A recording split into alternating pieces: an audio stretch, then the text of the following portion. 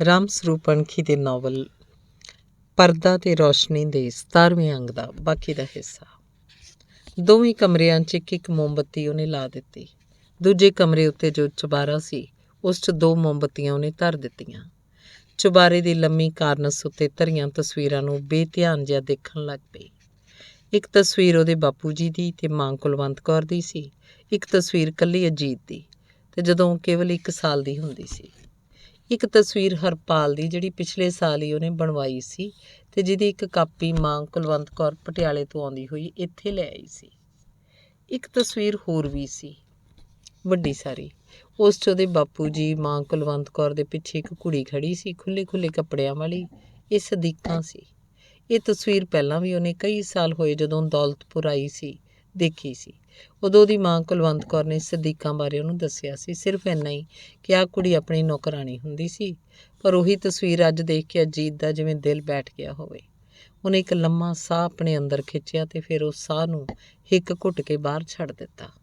ਚੁਬਾਰੇ 'ਚ ਉਤਰ ਕੇ ਰਸੋਈ, ਗੁਸਲਖਾਨਾ ਤੇ ਪਸ਼ੂਆਂ ਵਾਲੇ ਕੋਠੇ 'ਚ ਇੱਕ ਇੱਕ ਮੋਮਬੱਤੀ ਉਹਨੇ ਧਰਤੀ। ਹਵੇਲੀ ਮੂਹਰੇ ਦਰਵਾਜ਼ੇ ਦੇ ਵੱਡੇ ਵੱਡੇ ਤਖਤੇ ਸੀ, ਜਿਵੇਂ ਕਿਸੇ ਕਿਲੇ ਦੇ ਹੁੰਦੇ ਆ। ਦਰਵਾਜ਼ੇ ਦੇ ਸੱਜੇ ਹੱਥ 2 ਵੱਡੇ ਵੱਡੇ ਕਮਰੇ ਸੀ, ਖੱਬੇ ਹੱਥ ਵੀ ਐਵੇਂ ਜਿਵੇਂ 2 ਵੱਡੇ ਕਮਰੇ। ਖੱਬੇ ਪਾਸੇ ਦੇ ਦੋਵੇਂ ਕਮਰਿਆਂ ਉੱਤੇ ਇੱਕ ਲੰਮਾ ਸਾਰਾ ਚੁਬਾਰਾ ਸੀ। ਚੁਬਾਰੇ ਉੱਤੇ ਇੱਕ ਹੋਰ ਛੋਟਾ ਚੁਬਾਰਾ। ਉਸ ਛੋਟੇ ਚੁਬਾਰੇ 'ਤੇ ਬਰਸਾਤੀ ਦੇ ਜੰਗਲੇ ਉੱਤੇ ਲੋਹੇ ਦੀ ਮੋਰਨੀ ਲੱਗੀ ਹੋਈ ਸੀ, ਜਿਹੜੀ ਤੇਜ਼ ਵਗਦੀ ਹਵਾ 'ਚ ਹਮੇਸ਼ਾ ਹੀ ਘੁੱਕਦੀ ਰਹਿੰਦੀ।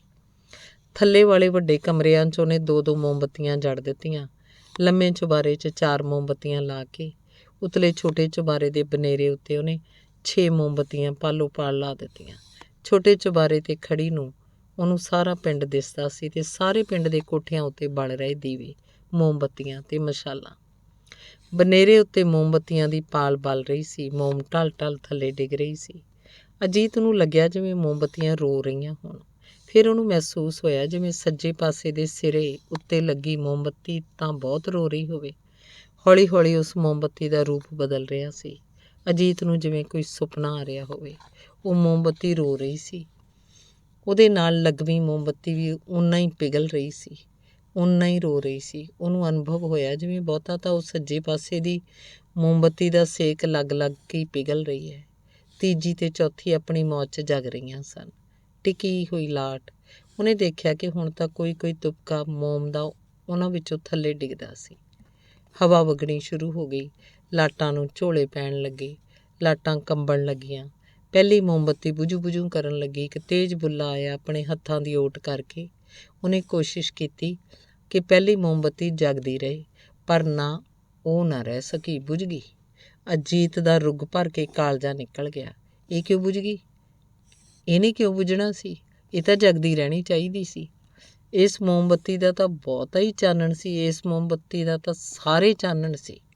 ਛੇਤੀ ਦੇ ਕੇ ਉਹਨੇ ਦੂਜੀ ਮੋਮਬੱਤੀ ਉਖੇੜੀ। ਉਹਦੀ ਲਾਟ ਪਹਿਲੀ ਮੋਮਬੱਤੀ ਦੇ ਮੂੰਹ ਨਾਲ ਛੁਹਾਤੀ। ਫਿਰ ਕੁਝ ਚਿਰ ਉਹ ਪਹਿਲੀ ਮੋਮਬੱਤੀ ਸਾਹਮਣੇ ਬੈਠੀ ਰਹੀ, ਪਤਾ ਨਹੀਂ ਕੀ ਸੋਚਦੀ ਰਹੀ। ਉੱਥੋਂ ਉੱਠੀ, ਦੇਖਿਆ 5ਵੀਂ ਤੇ 6ਵੀਂ ਕਦੋਂ ਦੀਆਂ ਮੱਚ ਕੇ ਬੁਝ ਗਈਆਂ ਸੀ। ਭੜਕ ਦੇ ਕੇ ਜਿਵੇਂ ਮੱਚ ਗਈਆਂ ਹੋਣ। 6ਵੀਂ ਦੀਆਂ ਜੜ੍ਹਾਂ 'ਚ ਮੋਮ ਦਾ ਇੱਕ ਫੋੜਾ ਜਿਹਾ ਬਣਿਆ ਪਿਆ ਸੀ, ਪਰ 5ਵੀਂ ਦਾ ਤਾਂ ਕੁਝ ਵੀ ਨਹੀਂ ਸੀ ਬਚਿਆ। ਨਾ ਮੋਮ, ਨਾ ਧਾਗਾ, ਸਭ ਕੁਝ ਮੱਚ ਗਿਆ ਸੀ, ਸਭ ਕੁਝ ਬਲ ਗਿਆ ਸੀ। ਉਹਦੇ ਹੱਥ 'ਚ ਅਜੇ 2 ਮੋਮਬੱਤੀਆਂ ਰਹਿੰਦੀਆਂ ਸੀ। ਉਹ ਸੋਚ ਰਹੀ ਸੀ ਉਹਨਾਂ ਨੂੰ ਉਹ ਕਿੱਥੇ ਲਾਵੇ। ਥੱਲੇ ਵਿਹੜੇ 'ਚੋਂ ਮਾਂ ਨੇ ਉੱਚੀ ਦੇ ਕੇ ਹਾਕ ਮਾਰੀ, ਜੀਤਾਂ ਉਤਰਨਾ ਨਹੀਂ। ਉੱਤੇ ਛੱਪਰ ਪਾ ਕੇ ਬੈਠ ਗਈ। ਉਹ ਥੱਲੇ ਉਤਰ ਆਈ।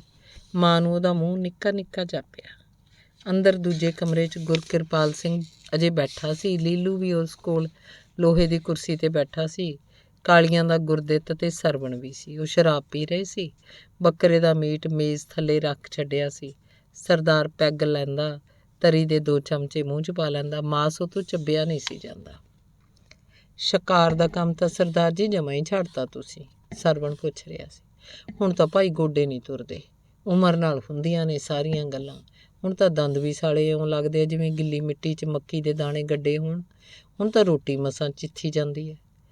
ਇਲਾਕੇ ਦੇ ਸਾਰੇ ਜਾਨਵਰ ਤਾਂ ਸਰਦਾਰ ਜੀ ਤੁਸੀਂ ਇਕੱਲਿਆਂ ਨੇ ਢਿੱਡ 'ਚ ਪਾ ਲਏ। ਦੰਦ ਦੱਸੋ ਕੀ ਕਰਨ ਵਿਚਾਰੇ? ਲੀਲੂ ਨੇ ਕਿਹਾ ਤੇ ਸਾਰੇ ਜਣੇ ਹਿੜ ਕਰਕੇ ਹੱਸ ਪਏ।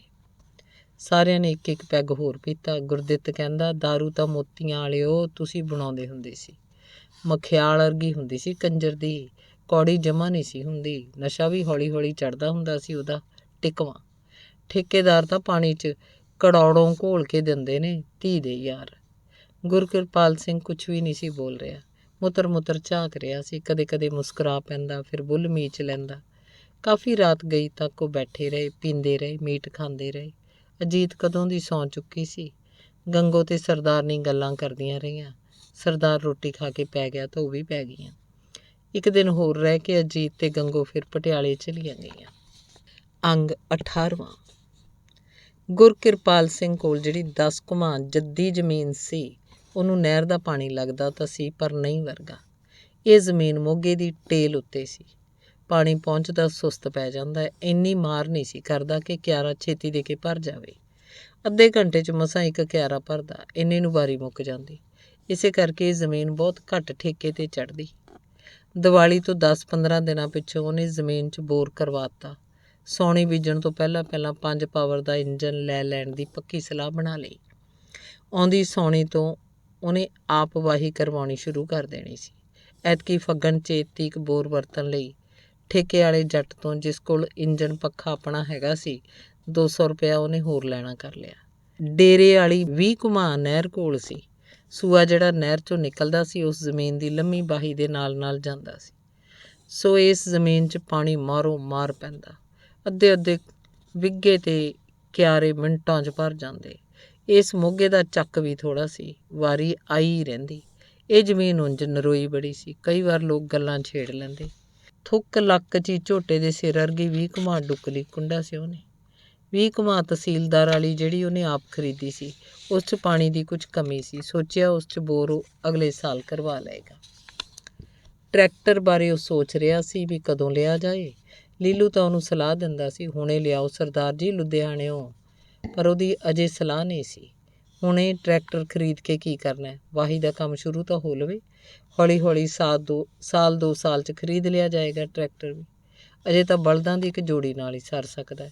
ਪਿੰਡ 'ਚ 20 ਟਰੈਕਟਰ ਹੈ, ਲੋੜ ਪਈ ਤੋਂ ਅਜੇ ਤਾਂ ਮੰਗ ਲਿਆ ਕਰਾਂਗੇ ਕਿਸੇ ਦਾ। ਅਤੇ ਉਹਨੇ ਲੀਲੂ ਨਾਲ ਪੱਕੀ ਗੱਲ ਕਰ ਲਈ ਵੀ ਉਹ ਦੋਵੇਂ ਐਤਕੀ ਧਨੌਲੇ ਜਾਂ ਰਾਮਪੁਰੇ ਦੀ ਮੰਡੀ 'ਤੇ ਜਾ ਕੇ 2 ਨਗੌਰੀ ਬਲਦ ਖਰੀਦ ਲਿਆਉਣਗੇ।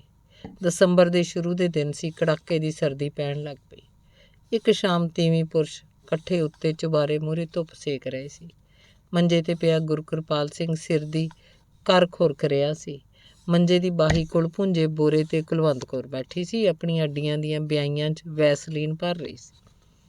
ਗੁਰਕਿਰਪਾਲ ਸਿੰਘ ਨੇ ਮੋਟੇ ਗਰਮ ਕੱਪੜੇ ਦੀ ਜਾਕਟ ਪਾਈ ਹੋਈ ਸੀ। ਕੁਲਵੰਤ ਕੌਰ ਨੇ ਚਿੱਟੀ ਪਸ਼ਮ ਦੀ ਕੋਟੀ, ਜਿਹੜੀ ਅਜੀਤ ਨੇ ਪਿਛਲੇ ਸਿਆਲਾਂ 'ਚ ਹੀ ਉਹਨੂੰ ਬੁਣ ਕੇ ਦਿੱਤੀ ਸੀ। ਸੰਤੀ ਉਹਨਾਂ ਦੀ ਰੋਟੀ ਪਕਾਉਂਦੀ ਹੁੰਦੀ। ਉਹ ਹੁਣ ਘਰ ਨਹੀਂ ਸੀ। ਉਹ ਤਾਂ 2 ਵੇਲੇ ਰੋਟੀ ਪਕਾਉਂਦੀ, ਭਾਂਡੇ ਮਾਂਜਦੀ, ਫਿਰ ਆਪਣੇ ਘਰ ਨੂੰ ਚਲੀ ਜਾਂਦੀ। ਕਦੇ ਕਦੇ ਉਹ ਪਿਛਲੇ ਪਹਿਰ ਦੀ ਚਾਹ ਬਣਾਉਣ ਵੀ ਆ ਜਾਂਦੀ, ਨਹੀਂ ਤਾਂ ਚਾਹ ਆਦਿ ਕੁਲਵੰਤ ਕੌਰ ਆਪ ਬਣਾ ਲੈਂਦੀ ਸੀ। ਮੱਝਾਂ ਦਾ ਪਾਲੀ ਝਿਓਰਾਂ ਦਾ ਮੁੰਡਾ ਸੀ। ਆਥਣ ਔਗਣ ਨੂੰ ਧਾਰਾਂ ਵੀ ਕੱਢ ਜਾਂਦਾ, ਦੁੱਧ ਵੀ ਰਿੜਕ ਜਾਂਦਾ। ਖਾਸਾ ਚੋਬਰ ਸੀ। ਘਰ 'ਚ ਹੁਣ ਹੋਰ ਕੋਈ ਨਹੀਂ ਸੀ। ਚੁਬਾਰੇ ਮੂਹਰੇ ਧੁੱਪ ਸੇਕ ਰਹੇ ਤੀਵੀਂ ਪੁਰਸ਼ ਅੱਜ ਕੋਈ ਭੇਤ ਭਰੀ ਗੱਲ ਕਰ ਰਹੇ ਸੀ। ਮੁੰਡਾ ਆਖਰ ਨੂੰ ਤਾਂ ਮੁਸਲੀ ਦੇ ਪੇਟੋਂ ਹੀ ਹੋਇਆ ਨਾ। ਜੇ ਮੁੰਡੇ ਨੂੰ ਇਸ ਗੱਲ ਦੀ ਸੋਹ ਹੋ ਗਈ ਤਾਂ ਆਪਾਂ ਉਹਦੇ ਕੀ ਲੱਗਦੇ ਆ। ਤੁਸੀਂ ਤਾਂ ਕਦੇ ਕਦੇ ਕਮਲੀਆਂ ਗੱਲਾਂ ਕਰਨ ਲੱਗ ਪੈਂਦੇ ਹੋ। ਸੋ ਭਲਾ ਕਿੱਥੋਂ ਹੋ ਜੂ, ਕੌਣ ਕਰ ਦੂ ਸੋ। 100 ਕੋਹੀਂ ਦੂਰ ਗਈ ਹੁਣ ਤਾਂ ਪੱਕੇ ਪੈ ਗਈ।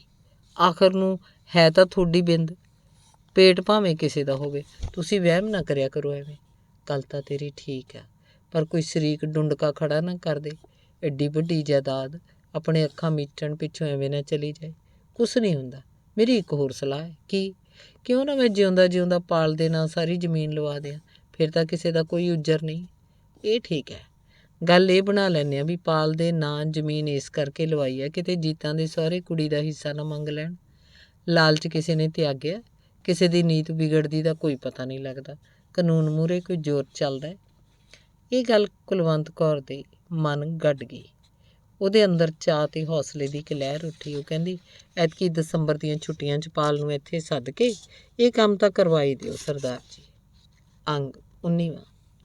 ਦੀਵਾਲੀ ਤੋਂ ਤੀਜੇ ਦਿਨ ਅਜੀਤ ਤੇ ਗੰਗੋ ਜਦ ਪਟਿਆਲੇ ਪਹੁੰਚੀਆਂ ਤਾਂ ਕਾਫੀ ਰਾਤ ਤੱਕ ਉਹ ਹਰਪਾਲ ਨੂੰ ਉਡੀਕਦੀਆਂ ਰਹੀਆਂ, ਪਰ ਉਹ ਘਰ ਨਹੀਂ ਆਇਆ। ਤੜਕੇ ਅਜੀਤ ਉੱਠੀ, ਤਿਆਰ ਹੋਈ ਤੇ ਕਾਲਜ ਚਲੀ ਗਈ। ਹਰਪਾਲ ਕਾਲਜ ਵੀ ਨਾ ਆਇਆ। ਦਵਿੰਦਰ ਆਇਆ ਸੀ, ਦਵਿੰਦਰ ਨੂੰ ਲੈ ਕੇ ਉਹ ਟੱਕ ਛਾਪ 'ਤੇ ਆ ਬੈਠੀ। ਦਵਿੰਦਰ ਨੇ ਚਾਹ ਦਾ ਹਾਫ ਸੈੱਟ ਮੰਗਵਾਇਆ। ਦੋਵੇਂ ਚਾਹ ਪੀਂਦੇ ਰਹੇ। ਅਜੀਤ ਨੂੰ ਮਹਿਸੂਸ ਹੋ ਰਿਹਾ ਸੀ ਜਿਵੇਂ ਅੱਜ ਉਹ ਅਜੀਤ ਵੱਲ ਸਵਾਰ ਕੇ ਨਹੀਂ ਝਾਕ ਰਿਹਾ। ਅਸਲ 'ਚ ਦੋਵੇਂ ਕੁਝ ਗੁਆਚੇ ਜਿਹੇ ਸੀ। ਦੋਵਾਂ ਦੀਆਂ ਅੱਖਾਂ ਵਿੱਚ ਉਦਾਸੀ ਸੀ। ਅਜੀਤ ਨੂੰ ਤਾਂ ਪਤਾ ਸੀ ਦਵਿੰਦਰ ਨੇ ਵੀ ਪਿਛਲੇ 4 ਦਿਨਾਂ 'ਚ ਹਰਪਾਲ ਦੀ ਦੁਰਦਸ਼ਾ ਦੇਖ ਲਈ ਸੀ। ਗੱਲਾਂ 'ਚ ਅਜੀਤ ਨੇ ਪੁੱਛਿਆ, ਪਾਲੀ ਨਹੀਂ ਆਇਆ? ਉਹ ਕੁਛ ਢਿੱਲਾ ਜਿਹਾ ਸੀ। ਆਇਆ ਨਹੀਂ, ਘਰੇ ਹੀ ਪਿਆ ਰਜਾਈ ਲਈ। ਨਾ ਰਾਤ ਕਿਉਂ ਨਹੀਂ ਆਇਆ ਘਰ? ਕੀ ਪਤਾ ਸੀ ਉਹਨੂੰ ਤੁਹਾਡੇ ਆਉਣ ਦਾ? ਪਤਾ ਸੀ ਵੀ ਅਸੀਂ ਦੀਵਾਲੀ ਤੋਂ ਤੀਜੇ ਦਿਨ ਮੁੜ ਆਉਣਾ। ਦਵਿੰਦਰ ਚੁੱਪ ਰਿਹਾ। ਟੱਕ ਸ਼ਾਪ ਤੋਂ ਉੱਠ ਕੇ ਉਹ ਲਾਇਬ੍ਰੇਰੀ ਵੱਲ ਤੁਰੇ ਜਾ ਰਹੇ ਸੀ। ਅਜੀਤ ਸੋਚਾਂ 'ਚ ਪਤਾ ਨਹੀਂ ਕਿੱਥੇ ਪਹੁੰਚੀ ਹੋਈ ਸੀ। ਉਹ ਹੁਣ ਕੋਈ ਵੀ ਗੱਲ ਨਹੀਂ ਸੀ ਕਰ ਰਹੇ। ਦਵਿੰਦਰ ਦੇ ਕੰਨਾਂ 'ਚ ਬੇਮਲੂਮੀ ਜਿਹੀ ਆਵਾਜ਼ ਪਈ, ਅੱਜ ਸਾਂਝੀ ਬਿੱਲੀ ਕਿੱਥੇ ਐ? ਭਿੱਜ ਗਈ ਹੋਣੀ ਆ ਵਿਚਾਰੀ। ਬਿੰਦਰ ਨੂੰ ਤਾਂ ਮੌਜ ਆ, ਅੱਜ ਫੇਰ ਲਈ ਫਿਰਦਾ। ਨਾ ਤੂੰ ਦੀ ਛਟੀ ਦੋਹਰੀ ਕਰੀ। ਪਾਲ ਕਿਹੜਾ ਟੋਕਦਾ ਇਹਨੂੰ? ਉਹ ਗੱਲਾਂ ਕਰਨ ਵਾਲੇ ਦੋਵੇਂ ਮੁੰਡੇ ਫਿਰ ਹੋ ਕਰਕੇ ਉੱਚੀ ਹਾਸੀ ਹੱਸੇ। ਦਵਿੰਦਰ ਉਹਨਾਂ ਵੱਲ ਗਹਿਰੀ ਨਜ਼ਰ ਕਰਕੇ ਝਾਕਿਆ ਤਾਂ ਉਹਨਾਂ ਮੁੰਡਿਆਂ ਨੇ ਪਿੱਠਾਂ ਭੁਆ ਲਈਆਂ। ਕਾਲਜੋਂ ਘਰ ਆਉਣ ਲੱਗੀ ਅਜੀਤ ਨੇ ਦਵਿੰਦਰ ਨੂੰ ਆਖਿਆ ਵੀ ਉਹ ਜਾਣਸਾਰ ਹਰਪਾਲ ਨੂੰ ਘਰ ਭੇਜ ਦੇਵੇ। ਆਥਣ ਹੋ ਗਿਆ ਸੀ। ਅਜੀਤ ਉਡੀਕ ਥੱਕ ਚੁੱਕੀ ਸੀ। ਹਰਪਾਲ ਅਜੇ ਵੀ ਨਹੀਂ ਸੀ ਆਇਆ। ਉਹਨੇ ਆਪਣਾ ਸਾਈਕਲ ਚੁੱਕਿਆ, ਦਵਿੰਦਰ ਦੇ ਘਰ ਪਹੁੰਚ ਗਈ।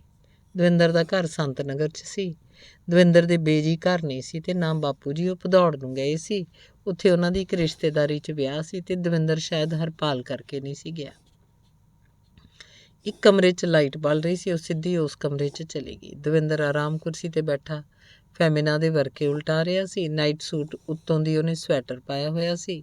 ਹਰਪਾਲ ਕੋਟ ਪੈਂਟ ਘਸੋੜੀ ਬਾਜੂਆਂ ਵਾਲੀ ਕੁਰਸੀ 'ਚ ਫਸਿਆ ਬੈਠਾ ਸੀ। ਪੱਗ ਲਾ ਕੇ ਉਹਨੇ ਆਪਣੇ ਮੂਹਰੇ ਮੇਜ਼ 'ਤੇ ਧਰ ਰੱਖੀ ਸੀ ਤੇ ਉਹਦੀਆਂ ਲੱਤਾਂ ਮੇਜ਼ ਉੱਤੇ ਸੀ। ਜਦੋਂ ਹੀ ਅਜੀਤ ਅੰਦਰ ਵੜੀ ਉਹਨੇ ਲੱਤਾਂ ਮੇਜ਼ ਤੋਂ ਥੱਲੇ ਕਰ ਲਈਆਂ ਤੇ ਸੂਤ ਜਿਹਾ ਹੋ ਕੇ ਬੈਠ ਗਿਆ। ਪਾਲੀ ਘਰ ਨਹੀਂ ਆਉਣਾ? ਖੜੀ ਖੜੋਤੀ ਅਜੀਤ ਨੇ ਪੁੱਛਿਆ। ਆਊਂਗਾ ਜੀਤੀ, ਜ਼ਰੂਰ ਆਊਂਗਾ। ਅਜੀਤ ਨੂੰ ਮਹਿਸੂਸ ਹੋਇਆ ਜਿਵੇਂ ਹਰਪਾਲ ਦੀ ਜ਼ਬਾਨ ਥਿੜਕ ਰਹੀ ਹੋਵੇ। ਉਹਦੀਆਂ ਅੱਖਾਂ 'ਚ ਕੋਈ ਚਮਕ ਦਿਸਦੀ ਸੀ। ਉਹਦੀਆਂ ਗੱਲਾਂ ਉੱਤੇ ਲਾਲੀ ਸੀ। ਚੱਲ ਫਿਰ ਆਏਂਗਾ ਕਦੋਂ? ਹੁਣੇ ਉੱਠ। ਹਰਪਾਲ ਫਿਰ ਕੁਛ ਨਾ ਬੋਲਿਆ, ਉਵੇਂ ਜਿਵੇਂ ਬੈਠਾ ਰਿਹਾ। ਹਥੇਲੀ 'ਤੇ ਮੱਥਾ ਧਰ ਕੇ ਉਹਨੇ ਨੀਵੀਂ ਪਾ ਲਈ। ਦਵਿੰਦਰ ਨੇ ਖੜਾ ਹੋ ਕੇ ਅਜੀਤ ਨੂੰ ਕੁਰਸੀ ਦਿੱਤੀ ਪਰ ਉਹ ਬੈਠੀ ਨਹੀਂ। ਦਵਿੰਦਰ ਦੇ ਥਿੜਕਦੇ ਪੈਰਾਂ ਵੱਲ ਝਾਕ ਕੇ ਅਜੀਤ ਨੂੰ ਹਰਖ ਜਿਹਾ ਆ ਗਿਆ। ਤੂੰ ਬੈਠ ਤਾਂ ਸਹੀ 1 ਮਿੰਟ। ਹਰਪਾਲ ਨੇ ਅਜੀਤ ਨੂੰ ਮੋਚੇ ਤੋਂ ਮੱਲੋ ਮੱਲੀ ਆਪਣੇ ਕੋਲ ਪਈ ਖਾਲੀ ਕੁਰਸੀ 'ਤੇ ਬਿਠਾ ਲਿਆ। ਉਹ ਇੱਕਦਮ ਚੰਗਿਆੜੇ ਵਾਂਗ ਭੜਕੀ, ਕੁਰਸੀ ਉੱਤੋਂ ਉੱਠੀ ਤੇ ਹਰਪਾਲ ਦੀ ਸੱਜੀ ਗੱਲ੍ਹ ਉੱਤੇ ਤਾੜ ਦੇ ਕੇ ਥੱਪੜ ਜੜਤਾ। ਸ਼ਰਾਬ ਕਿਉਂ ਪੀਤੀ ਆ ਉੱਲੂ? ਡੋਲੇ ਤੋਂ ਫੜ ਕੇ ਅਜੀਤ ਨੂੰ ਦਵਿੰਦਰ ਨੇ ਪਰੇ ਕਰਤਾ। ਹਰਪਾਲ ਕੁਰਸੀ ਤੋਂ ਉੱਠਿਆ, ਕੋਲ ਪਏ ਮੰਜੇ 'ਤੇ ਰੇਤੇ ਦੀ ਬੋਰੀ ਵਾਂਗ ਡਿੱਗ ਪਿਆ। ਸਿਰਹਾਣੇ 'ਚ ਮੂੰਹ ਦੇ ਕੇ ਰੋਣ ਵਿੱਢ ਲਿਆ। ਤੂੰ ਚੱਲ ਜੀਤੀ, ਮੈਂ ਆਉਣਾ ਲੈ ਕੇ ਇਹਨੂੰ, ਦਵਿੰਦਰ ਨੇ ਆਖਿਆ। ਮਿੰਦਰ, ਤੈਂ ਤਾਂ ਕੁਛ ਸੋਚਣਾ ਸੀ। ਸ਼ਰਮ ਤਾਂ ਨਾ ਆਈ ਸ਼ਰਾਬ ਪੀਂਦਿਆਂ ਨੂੰ? ਦੋਸਤ ਨੂੰ ਸਮਝਾਈਦਾ ਹੁੰਦਾ ਕਿ ਉਲਟੇ ਵਹਿਣਾਂ 'ਚ ਪਾ ਦਈਦਾ? ਕਹਿ ਕੇ ਅਜੀਤ ਦੀਆਂ ਅੱਖਾਂ 'ਚ ਪਾਣੀ ਆ ਗਿਆ। ਕੁਝ ਚਿਰ ਉਵੇਂ ਜਿਵੇਂ ਖੜੀ ਅੱਖਾਂ ਪੂੰਝਦੀ ਰਹੀ। ਦਵਿੰਦਰ ਵੀ ਮਸੋਸਿਆ ਖੜਾ ਸੀ। ਸਾਈਕਲ ਕਿੱਥੇ ਨੇ ਤੁਹਾਡੇ? ਅਜੀਤ ਨੇ ਦਵਿੰਦਰ ਤੋਂ ਪੁੱਛਿਆ। ਉੱਧਰ ਵਰਾਂਡੇ 'ਚ ਖੜੇ ਨੇ, ਦਵਿੰਦਰ ਨੇ ਜਵਾਬ ਦਿੱਤਾ। ਚੱਲ ਕੱਢ ਫਿਰ ਬਾਹਰ, ਛੱਡ ਕੇ ਆ ਸਾਨੂੰ। ਪੱਗ ਮੇਜ਼ ਤੋਂ ਚੁੱਕ ਕੇ ਅਜੀਤ ਨੇ ਹਰਪਾਲ ਦੇ ਸਿਰ 'ਤੇ ਧਰੀ, ਬਾਹੋਂ ਫੜ ਕੇ ਉਹਨੂੰ ਕਮਰੇ ਤੋਂ ਬਾਹਰ ਕੀਤਾ। ਸਾਈਕਲਾਂ ਉੱਤੇ ਚੜ੍ਹ ਕੇ ਤਿੰਨੇ ਜਣੇ ਮਾਡਲ ਟਾਊਨ ਆ ਵੜੇ। ਗੰਗੋ ਕਦੋਂ ਦੀ ਰੋਟੀ ਤਿਆਰ ਕਰੀ ਬੈਠੀ ਸੀ। ਅਜੀਤ ਨੇ ਰੋਟੀ ਪਾ ਕੇ ਦਿੱਤੀ। ਦਵਿੰਦਰ ਨੂੰ ਕਿਹਾ ਵੀ ਉਹ ਵੀ ਖਾ ਲਵੇ। ਆਪੋ ਲੈਟਰਿਨ 'ਚ ਚਲੀ ਗਈ। ਜਦ ਮੁੜ ਕੇ ਆਈ ਤਾਂ ਉਵੇਂ ਜਿਵੇਂ ਬੈਠੇ ਸੀ। ਸ਼ੁਰੂ ਨਹੀਂ ਕੀਤੀ ਹਾਲੇ? ਅਜੀਤ ਨੇ ਪੁੱਛਿਆ। ਤੂੰ ਵੀ ਖਾ ਸਾਡੇ ਨਾਲ, ਹਰਪਾਲ ਨੇ ਅਜੀਤ ਨੂੰ ਕਿਹਾ। ਖਾ ਲੂੰਗੀ ਆਪੇ ਮੈਂ, ਤੁਸੀਂ ਖਾਓ। ਨਹੀਂ ਜੀਤੀ, ਅਸੀਂ ਵੀ ਨਹੀਂ ਖਾਂਦੇ ਫਿਰ। ਹਰਪਾਲ ਜਿੱਦ ਚੜ੍ਹ ਬੈਠਾ। ਚੰਗਾ ਖਾਓ ਫਿਰ, ਮੈਂ ਵੀ ਖਾਂਦੀ ਹਾਂ। ਤਿੰਨੇ ਜਣੇ ਰੋਟੀ ਖਾ ਰਹੇ ਸਨ। ਅਜੀਤ ਕੋਈ ਬੁਰਕੀ ਮੂੰਹ 'ਚ ਪਾਉਂਦੀ। ਦਵਿੰਦਰ ਨੇ ਨੀਵੀਂ ਪਾ ਰੱਖੀ ਸੀ, ਚੁੱਪ ਕੀਤਾ ਰੋਟੀ ਖਾ ਰਿਹਾ ਸੀ। ਹਰਪਾਲ ਰੋਟੀ ਖਾਂਦਾ, ਹਿਜਕੀਆਂ ਬਹੁਤੀਆਂ ਲੈਂਦਾ। ਤਿੰਨਾਂ ਨੇ ਅੱਧ ਪਚੱਧ ਜੀ ਰੋਟੀ ਖਾਧੀ, ਹੱਥ ਧੋ ਲਏ। ਘਰ ਨੂੰ ਜਾਣ ਲੱਗਿਆ ਦਵਿੰਦਰ ਅਜੀਤ ਦੇ ਕੰਨ 'ਚ ਪਤਾ ਨਹੀਂ ਕੀ ਕਹਿ ਗਿਆ। ਸੁਣ ਕੇ ਅਜੀਤ ਦਾ ਕਾਲਜਾ ਜਿਵੇਂ ਢੇਰੀ ਹੋ ਗਿਆ ਹੋਵੇ। ਭਾਂਡਾ ਟਿੰਡਾ ਸਾਂਭ ਕੇ ਗੰਗੋ ਪੈ ਗਈ। ਹਰਪਾਲ ਨੇ ਰਜਾਈ ਉੱਤੇ ਲੈ ਕੇ ਮੂੰਹ ਢੱਕ ਲਿਆ। ਅਜੀਤ ਨੇ ਆਪਣਾ ਬਿਸਤਰਾ ਵਿਛਾਇਆ ਤੇ ਕਮਰੇ ਦਾ ਅੰਦਰਲਾ ਕੁੰਡਾ ਲਾ ਕੇ ਜਿੰਦਾ ਲਾ ਦਿੱਤਾ। ਅੱਧੀ ਕੁ ਰਾਤ ਹਰਪਾਲ ਮਲਕੜੇ ਜਿਹੇ ਉੱਠਿਆ। ਕੁੰਡਾ ਟੋਹ ਕੇ ਦੇਖਿਆ, ਜਿੰਦਾ ਲੱਗਿਆ ਸੀ। ਟੇਬਲ ਲੈਂਪ ਜਗਾਉਂਦਾ ਤਾਂ ਅਜੀਤ ਨੂੰ ਜਾਗ ਆ ਜਾਣੀ ਸੀ। ਉਹਨੇ ਅੰਦਰੋਂ ਇੱਕ ਕਚੀਚੀ ਉੱਠੀ, ਇੱਕ ਖਿਝ, ਤੇ ਫਿਰ ਉਹ ਖਿਝ ਬੇਬਸੀ 'ਚ ਪਲਟ ਗਈ। ਚੁੱਪ ਕਰਕੇ ਉਹ ਰਜਾਈ 'ਚ ਆ ਵੜਿਆ। ਕੁਝ ਚਿਰ ਅੱਖਾਂ ਝਮਕਦਾ ਰਿਹਾ, ਫਿਰ ਸੌਂ ਗਿਆ। ਤੜਕੇ ਗੰਗੋ ਚਾਹ ਲੈ ਕੇ ਆਈ। ਅਜੀਤ ਉੱਠ ਬੈਠੀ ਸੀ। ਹਰਪਾਲ ਅਜੇ ਮੰਜੇ 'ਚ ਹੀ ਸੀ। ਮੇਜ਼ 'ਤੇ ਚਾਹ ਧਰ ਕੇ ਗੰਗੋ ਚਲੀ ਗਈ। ਅਜੀਤ ਚਾਹ ਪੀ ਰਹੀ ਸੀ, ਹਰਪਾਲ ਚਾਹ ਪੀ ਰਿਹਾ ਸੀ।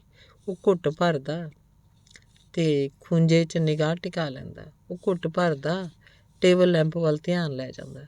ਅਜੀਤ ਵੱਲ ਜਿਵੇਂ ਉਹ ਤੋਂ ਝਾਕਿਆ ਨਹੀਂ ਸੀ ਜਾਂਦਾ।